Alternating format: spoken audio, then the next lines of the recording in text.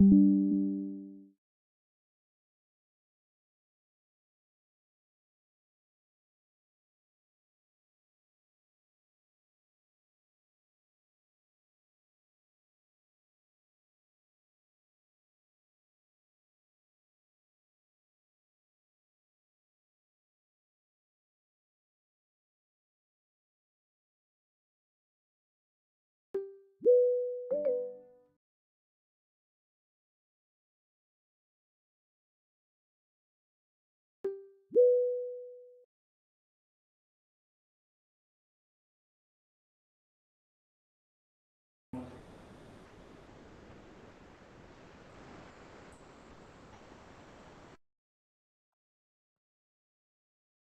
good evening, guys. Just stay in the meet. Other people are also joining the session. We will start in at exactly at 7:30 p.m.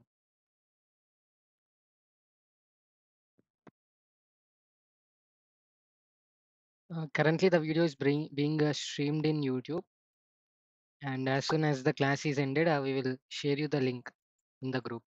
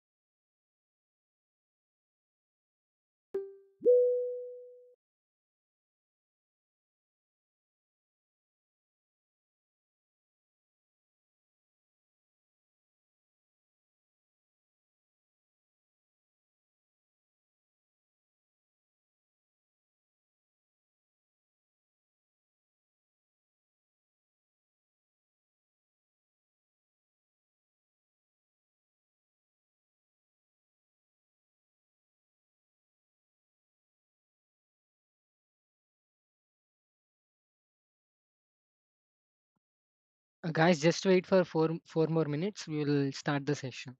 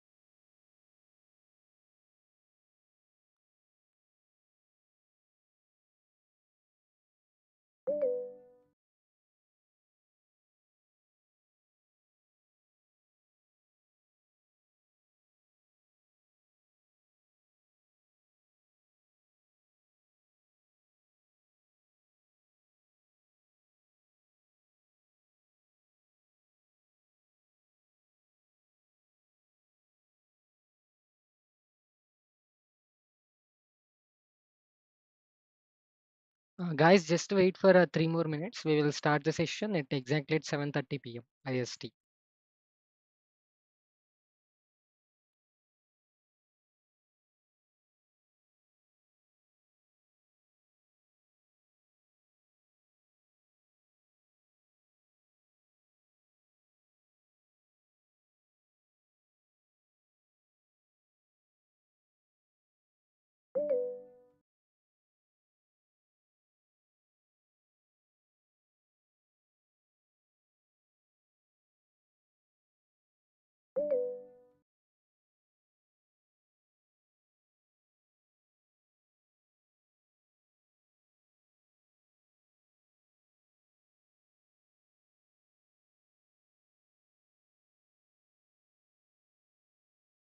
So just 2 more minutes. We will begin the session shortly.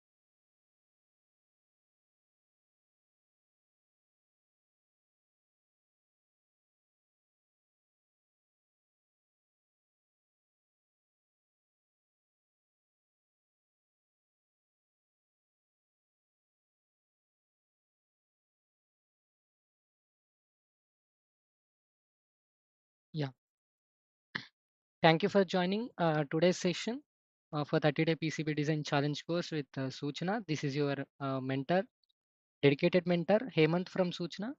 So today we'll be learning about layout design. So total it's around 4-week curriculum, right? So the first week we will be learning about the manufacturing procedure. What are the steps involved in manufacture of PCB?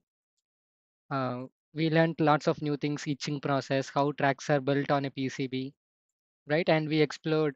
And in the second week, we introduced you the user interface of ECEDA. We learnt about uh, the user interface, the basic functionality options, right? How to export a schematic file, how to create a project, uh, how to make a simple schematic like BMP 280. We gave an assignment to you. Everyone submitted. Everyone did very well. So there are few mistakes we observed in your schematics also. So that will be discussed in the lab session, in the upcoming lab session. So what are the mistakes that you guys have did and how to rectify them? And and we also learned about pull up resistor, pull down resistors, decoupling capacitors, current limiting resistor. So we learned about a serial data, serial clock, and SD0 pin if it is connected to VCC or else if it's connected to ground. So we learned about I2C addresses, how a sensors can communicate with a master, right? Microcontroller, Arduino. We learned about there are different I2C addresses. A board can have multiple I2C addresses. So we learned about I2C address conflict issue. And in the schematics, we also learned about uh, how to place a component, and we learned about LCSC library, right? LCSC library, how to place a component from LCSC library with the help of a manufacturer part number or else manufacturer part name. And then we learned about net labels and short flags, net label short flags, and we have also participated in an exciting quiz, uh, right? And many of you performed very well. And those who have still lagging a little bit, go back and watch the video recordings that will be available in the Google Drive or else in the YouTube. Links will be provided shortly. And so today, in now we are going into the third week. Okay, so right now I'm teaching you the third week content.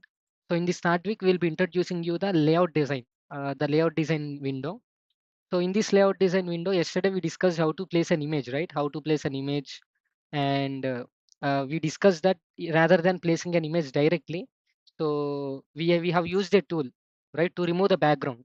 Can someone just tell me what's the name of the tool that we used yesterday to remove the background of an image before insertion in the layout panel, layout screen? Can someone just tell me what's the name of the tool that we used yesterday to remove the background? Anyone? You can raise your hand. I'll see. No one. Everyone has forgotten the tool name.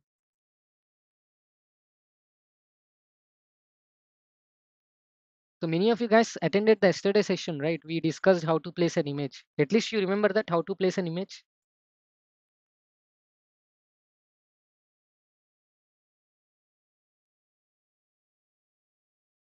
Mihir, can you hear me? Am I audible? Yeah, you're audible, man. Yeah, fine.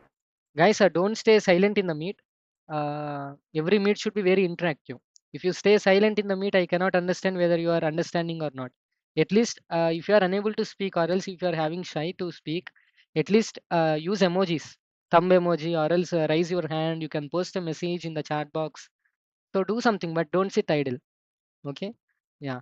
So we have used the tool called remove.bg, right? To remove the background images. After removing the background image, then we have inserted an image into the layout design.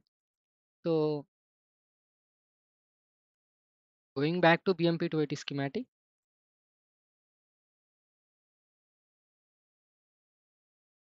And before that, I need to tell one more thing. There's an option to duplicate an existing project, to clone a project. Let's say you have made some project and you want to duplicate it. Okay. So there's an option to clone any project. I'll show you. Let's say this is BMP 280 project. Now I just want to make a clone of it. Okay.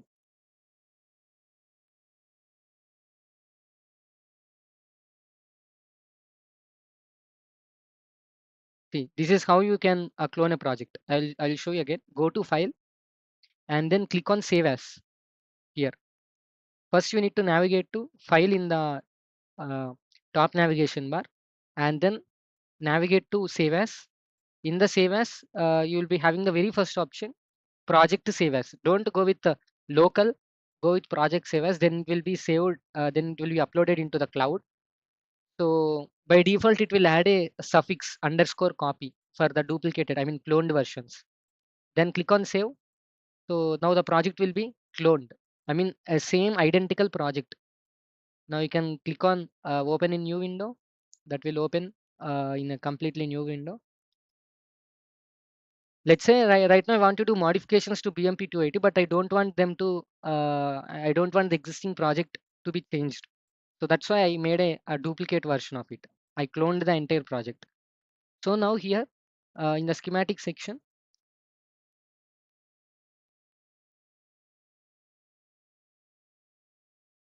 so here at the bottom you can find a few images, right? Right? There are a few symbols. So these symbols are used for behind each and every symbol. There will be a meaning I mean behind that.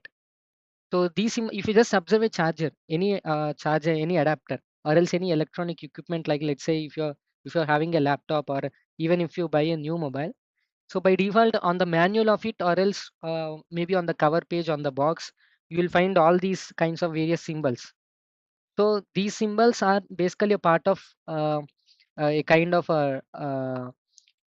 to provide more information. So each and every symbol will have a specific role. So you cannot blindly put each and every thing into the schematic. You need to understand the concept behind the each and every symbol. Okay, so this is actually not a part of the curriculum. This is actually something, if you are really jumping into productive mode, from the development to productive mode, these kind of symbols are very common, usually found on various kinds of things. So here on your screen, you are seeing a label, right, which is having a green color tick, and it is written as RoHS. So RoHS refers to restriction of hazardous substances. So RoHS stands for restriction of hazardous substances. So this law is something like it's actually a you know not an Indian law, right? It is maybe something like around if we just go back to way back to 2003. So around 10 toxic materials in electronics has been banned. Okay, around 10 toxic substances have been banned in the field of electronics. So this symbol indicates that we are not using any such kind of 10 substances in the manufacturing of our PCB. So they pollute the environment, they causes health hazardous issues, and they are very toxic substances, right? So that's why we need to make sure that whenever you are manufacturing the PCB, it should be free from those restricted materials. The government, if made any restrictions or else banned something, so from that you need to understand that there must be something, it is causing something danger to the environment. So RoHS basically refers to restriction of hazardous substances. So certain substances has been classified as hazardous, and they are restricted from being used in manufacture of PCB.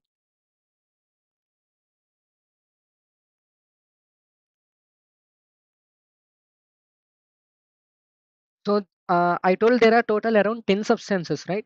So these 10 substances are classified into two different groups. Basically, total 10 substances have been restricted from being used in PCBs due to its toxicity and some other properties. So these are classified into two different categories. Okay, so the first category contains around six different types. Again, the first category, so there are two categories. So first category having six different chemicals, and again the second category is having around four chemicals. The list of the chemicals will be posted in the group right after the session. You can look into it for more information because it's not part of the course. So around like materials like lead, mercury, cadmium, and hexavalent chromium like CR6, and polybrominated biphenyls, PBB, we call it as PBB, polybrominated biphenyls. So all these chemicals are banned from being used in PCBs. I'll show you PBB.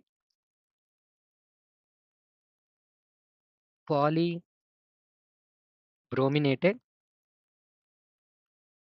biphenyls.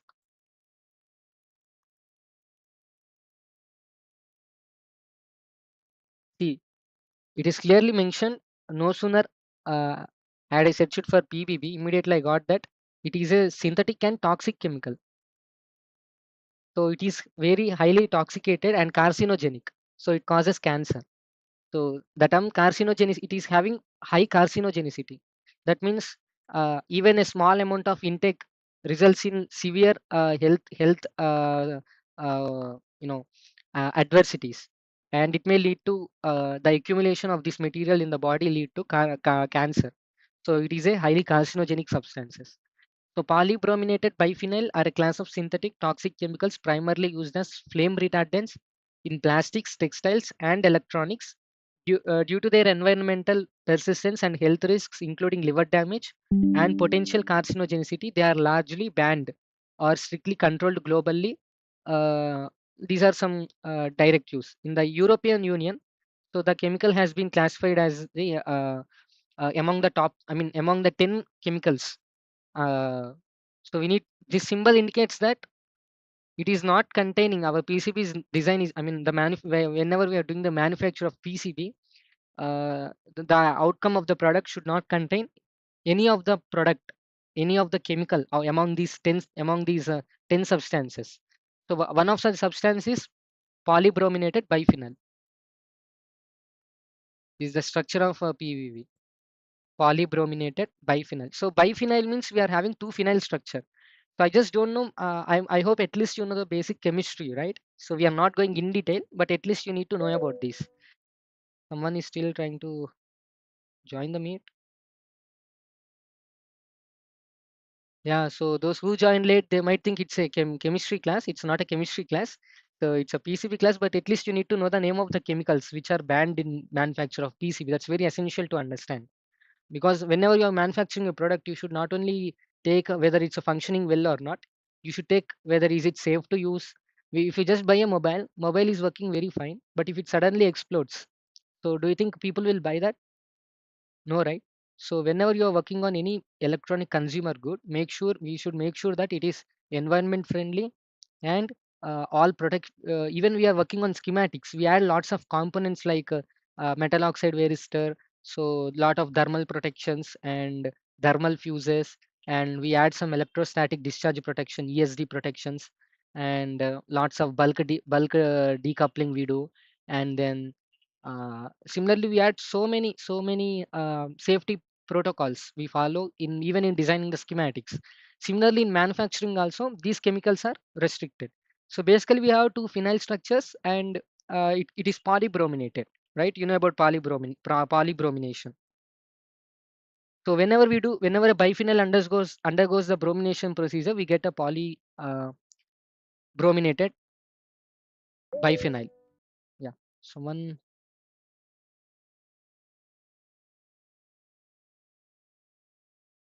So this is the structure of the brominated biphenyl. So this is very highly toxic chemical. There are and it is also mentioned that PBBs do not easily break down in the environment because they are lipophilic, fat soluble. They are not water soluble molecules. If you dissolve PBB in the water, it will not get dissolved in water. So it is only soluble lipophilic. That means it is attracted to fat substances. Only it can solve in fats. And moreover, whenever any chemical, you might have learnt in biology as well. So water soluble molecules can get eliminated from the body very easily because whenever you're doing exercise or something like that, you will get a sweat, right? So maybe in the form of sweat or else the urine or else any other during different mechanisms, it will get eliminated from our body. But the fat soluble substances, uh, they remain in the body. They are accumulated in the body for a longer time. They do not get eliminated easily from the body. Results in if it's a if it's a good thing, it's fine, but or else it may lead to the bioaccumulation may lead to uh, many health hazards. Yes, Naveen, I think you are having a question. So due to some network issues, I joined now. So if Yeah. you Okay. start the session So from the beginning, Yeah, already it's in the beginning. Don't think that it's a chemistry lecture. So there is, while making schematics, you might have seen that on many electronic consumer goods, various kinds of symbols are printed on it, right? You might have Yes, seen yes, something like this, these many kinds of symbols printed on it. Even if you buy a yes, mobile, laptop, or else a different any kind of a consumer product. So usually all these kinds of yes, symbols are printed on it. Similarly, there is one kind of symbol called RoHS. So RoHS means restriction of hazardous substances. Restriction of hazardous substances. So in European Union, around I think somewhere maybe if you go way back to 2003, something like that. So around 10 chemicals have been banned from being used in PCB manufacturing. So around 10 chemicals have been banned, and these 10 chemicals have been classified into two different categories, category A and category B for your simplicity. So one such kind of chemical is this one, polybrominated biphenyl. So I'm just explaining the structure of the polybrominated biphenyl and health consequences related to that. So it is a lipophilic substance. It is soluble in the fat. So it cannot be eliminated easily. So if it is accumulated, I mean, if bioaccumulation happens, so it will result in a severe health hazardous. It may potentially lead to cancer. It is having high carcinogenicity. It is very potential. I mean, carcinogenic potential. It is. So that's why, and exposure to high levels of PBBs is also related to skin diseases.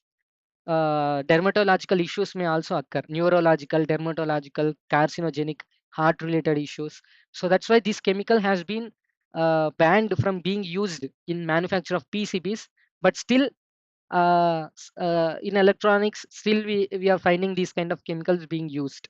So it's very essential to restrict it as much as possible. So government keep on saying to ban using plastic, but without plastic we may not able to survive, right?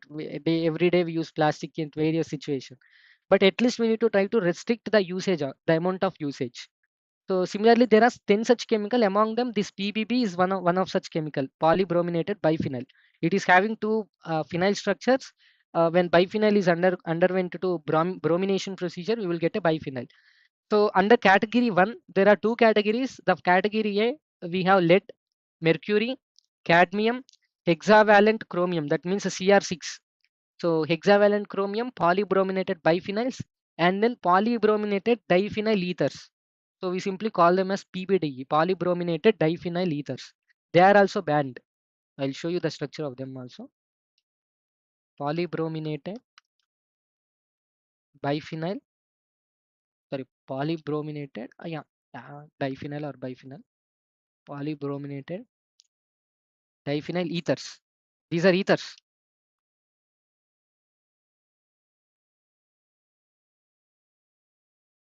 So can someone, if you might have remembered in organic chemistry, what's the structure for ether?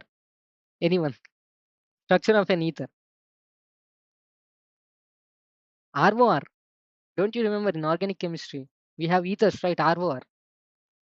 So this is actually polybrominated diphenyl ether. So you are having phenyls on. See, basically both are earlier one we discussed about polybrominated biphenyl.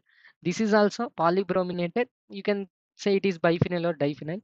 So it is also having two phenyl structures, and the previous one that I have shown, it is also having two phenyl structures. The difference is that this is an ether. Okay, so many polybrominated phenyls or its derivatives are highly toxic. They are very carcinogenic, and this is also flame retardant. See, we have been discussing that PCBs, that the laminate material during the manufacturing of PCB, we discussed that in between the copper layers we are having a material, right? So can someone just tell me what's the material that we are using in between the copper layers? So I just took around more than 40, I mean, the one entire session for manufacturing of PC. If you can't even remember the name of the laminate that we use in manufacture of PCB, then it's really disgusting. Yeah. So fortunately, I received few answers. Yeah, it's a FR4 material. So this FR4 material is a fire retardant, isn't it? So similarly, these materials are also fire retardants. But the FR4 material is at least a little bit toxic than these polybrominated biphenyls, polybrominated diphenyl ethers. So these are very, very carcinogenic. So that these are also fire retardants, but the government has strictly, the European Union has strictly passed the RoHS principles, regulations in the 2003 that 10 chemicals should be restricted from being used in the manufacturing of PCBs, despite their having the fire retardant properties and many, many properties that we desire, but still they are causing lot of the intoxication is leading to carcinogenicity and liver issues. If it is a fat soluble, if it is accumulated in fat, it cannot be eliminated, and you may get dermatological issues on long term exposure. So that's why both the important observation is that FR4 is a fire retardant, and the earlier molecule that we saw, polybrominated biphenyl, and this one, polybrominated diphenyl ether, both are highly toxic substances, but still they are used in the manufacturing of electronics. But at least we need to restrict the use of it, right? So both these materials comes under the one of, I mean, as I said earlier, there are two categories. These falls under the first category, starting from lead, mercury, cadmium, hexavalent chromium, polybrominated biphenyls, and then polybrominated diphenyl ethers. So all these six chemicals fall under the first category. So, and then we have one more category. So in this category, we have around four molecules. Uh, the molecules may be a little bit, the name of the molecule may be a little bit long. So I'm not going to mention each and every molecule, as this it's not an organic chemistry class. So the list of these chemicals will be provided right after the session. So those who are interested in exploring more about the the materials used for manufacturing, so just go and visit each and every molecule. You can take an online reference. There are multiple articles published across the internet about different health effects. So there are some case studies. So once upon a time, PCB has been manufactured with a few toxic substances, and how it affected the how it affected the lives. So all these things have been clearly very documented in many articles. So if possible, our team will post a few such articles, how PCB affected lives of many people, right? Because of the materials. It's not the designer may be intelligent. He made the PCB because of some you know for some social cause, but or else maybe it might be serving some functionality, right? But still the material that we are using in the manufacturing, that needs to be changed. We cannot proceed with whatever the material that we have. So despite sometimes non-toxic substance material may be little bit expensive than the toxic substances. So you should need to choose wisely. Not only just you need to take a cost of the production, or else those kind of business strategies into these kind of things. So when it comes to health, you need to make sure as an engineer. So we are not only just discussing how to design a PCB, we are rather discussing how to make an effective PCB that do not cause any harm to the life. So that's why it's very essential. So that's why so couple of years ago, this is not part of our curriculum. So but this time we added this additional session, the entire session on how to make a good PCB, and we introduced the concept of RoHS. So educating the people about RoHS is very important. So that's why we have today discussed in this session. So similarly, there are multiple chemicals. I cannot mention each and every chemical. So there are diisobutyl phenaphthalate, which we call it as DIBP, and dibutyl phthalate, and butyl benzyl phthalate, BBP, DBP. So there are like this. There are many more molecules which are being used in PCB. So, and there is one important point here that we need to notice. So for these molecules can actually be used, okay, in PCBs. So but there is a limitation. The percentage, there is a threshold percentage. The acceptable level to use these chemicals in any PCB is 0.1%. Very low. It's just 0.1%.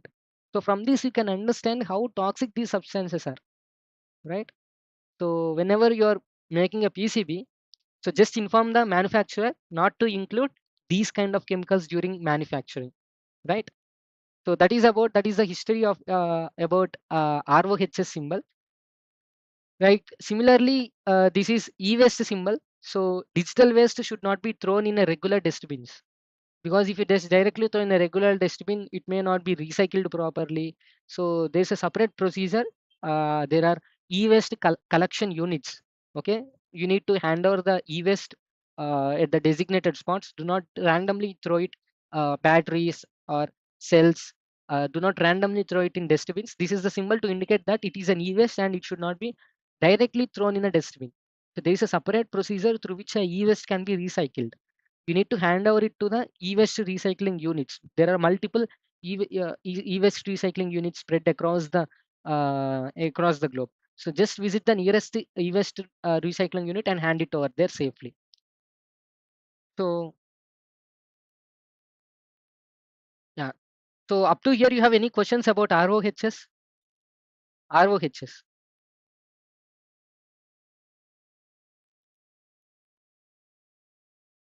Any questions?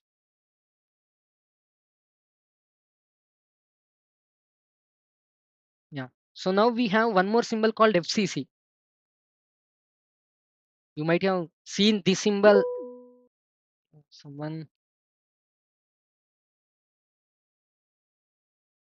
Yeah. So you might have seen this symbol on many kind of electronic goods. If you just look on the board, I mean the box, right? The package box. You might have seen this symbol very commonly, FCC. So FCC refers to Federal Communications Commission. Federal Communications Commission. So there is a US government body. So this FCC is like a US government body which regulates the anything that emits radio waves. So any module which emits a radio waves, that is the Communications Commission, which is a US governmental body. So they have passed a few regulatory principles dealing with which can emit radio wave signals.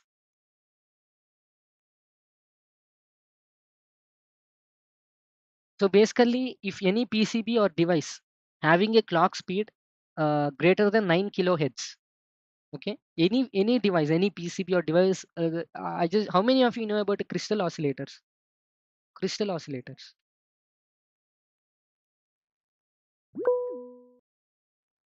Crystal oscillator. Inamal, you know about crystal oscillator? Okay. So can you just tell me what do you know about crystal oscillator? No matter whether it's correct or wrong. So I can just try to speak out. So in Crystal oscillator. every MCU component, microcontroller unit, example like Arduino board, STM32 board, so every microcontroller unit they have a crystal oscillator like a cylindrical type substance. Right, right, right. So different But that we microcontrollers. have Yeah, even in a wall clock, digital wall clock, also we have that crystal. It depends upon 8 megahertz, 32 kilohertz, something, right? right. So many of the electronic mod architectures use a crystal oscillator. So like Arduino has 16 megahertz frequency.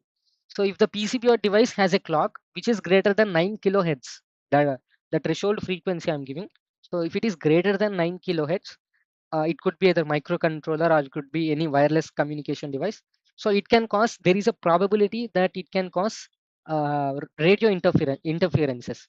That means other signals nearby may be related to the telecommunication or cellular network. There is a chance for interference and it may disturb the other signals that are being propagated, right? So that's why the FCC Commission says that if this symbol is there, it is a clear-cut proof that you do not mess up with other signals. So that you are violating their principle. So to place this FCC symbol, they need to get a certification. So the US Federal Communications Commission will give some certificate for the certified devices. So there will be something called FCC ID. So every certified device will have an FCC ID, meaning that it is safe to use. It does not cause any interferences with, or it does not cause the radio waves which are being emitted does not cause any harm. And the earlier one that I have told you, RoHS, restriction of hazardous substances, it is proposed by the European Union. And this FCC symbol, the logo, this is proposed by the Federal Communications Commission under the United States of America. And there is one more symbol you might have seen very commonly, CE symbol. How many of you seen that CE? I'll show you. Yeah, CE. You just observe your adapters. Like in most of the electronic devices, you will find that.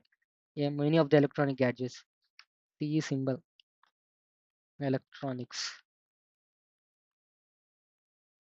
See the symbol CE.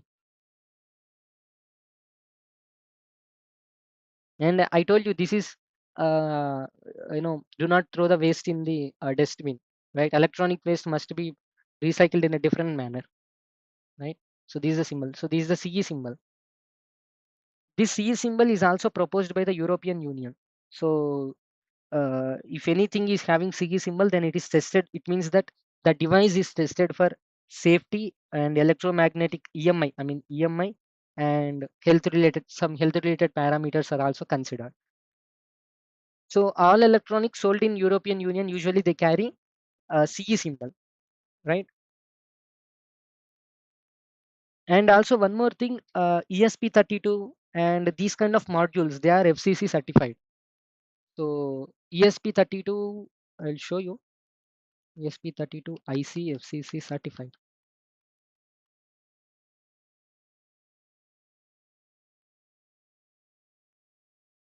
So I'm showing you the image of ESP32. Okay. So no matter whatever the variant of ESP32 is, because even in expressive systems like ESP30, there are multiple variants. So I will just magnify the image. You can see it properly. Before that, let me check if a live streaming is going on. Okay, fine. Yeah. So I'm audible, right? Can someone just confirm me if I'm audible or Yeah, not? you're audible. Fine. So this is the one variant of ESP32. We call it as dev kit. So can you just see written on it, right? You can clearly find that. And here it is also mentioned FCC ID. They also mentioned their ID. Right now, it may not be printed over here, FCC ID. But if you buy an ESP32 module, you will get the FCC ID printed on the integrated circuit of ESP32. So that means even the ESP module, the expressive systems, the company is also following the rules and regulations. So this is how you need to confirm whether any device is following the rules and regulations or not. Right. So now this means it is tested. It is tested for safety and other parameters. So this is how these compliances, there are multiple compliances, just not only just FCC, Federal Communication Commission and the CE. So like that, there are many compliances and you need to make sure that the consumer safety is our first priority. Whenever we are manufacturing any PCB, it's not only that the functionality or else productivity, not only them, so we also need to take the consumer, I mean, whoever using the product, consumer health, is utmost important and highest priority for any designer, developer, or else the manufacturer. So we should always take that into consideration. Suddenly, you bought a mobile from the market and you plugged in, you just plugged the charger, and suddenly it exploded, right? So does it mean uh, no, it's not at all good for the manufacturer. So we should always follow ethics whenever we are manufacturing any product. So we must and need to add the protectory circuits even in the schematics. If you don't know how to add a protection circuit, take the help of the people who know about adding the protectory circuit, but don't blindly, when you're jumping into production mode, directly push whatever the schematics that you are, don't make it implemented. So yeah.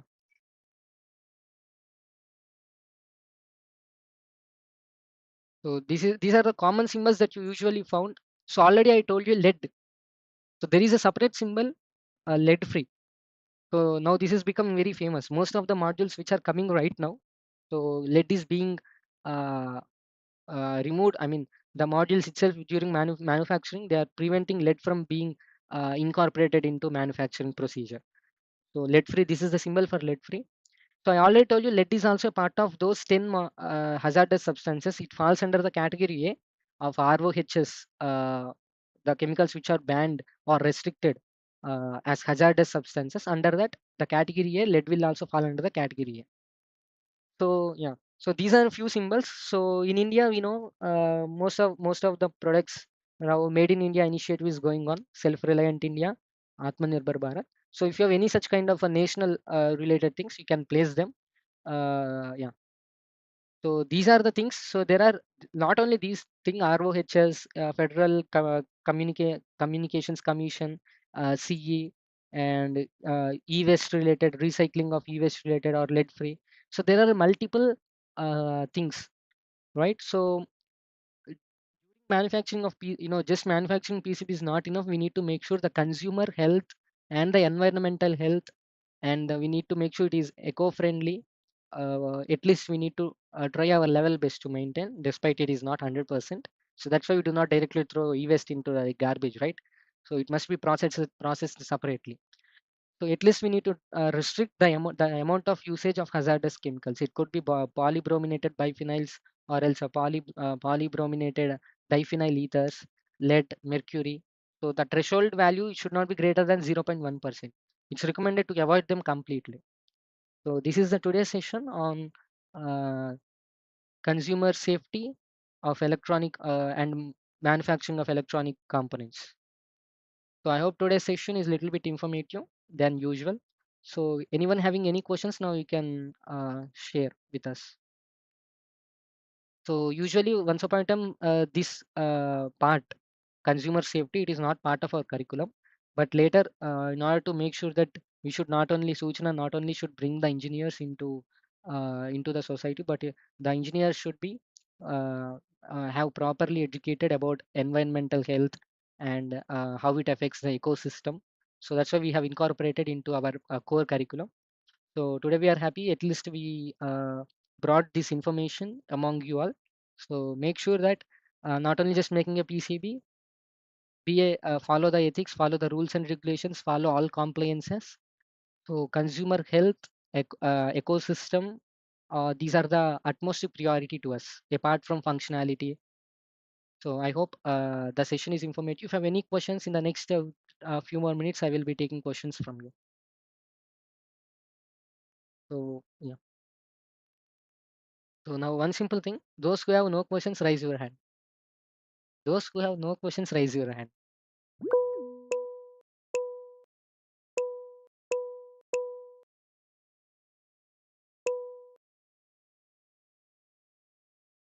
Still, people have not raised their hands.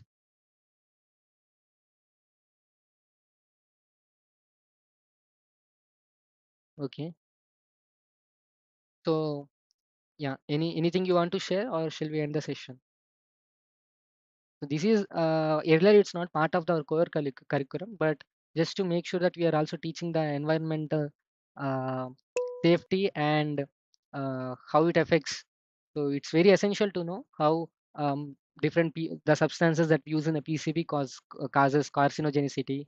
So the bioaccumulation results in severe adverse effects. So yeah, yeah. So thank you for joining today's session. This is Hemant, your dedicated mentor from Suchna, and thank you for enrolling and onboarding into 30-day PCB design challenge course with Suchna. Hemant, this side from Suchna, signing off. Bye bye.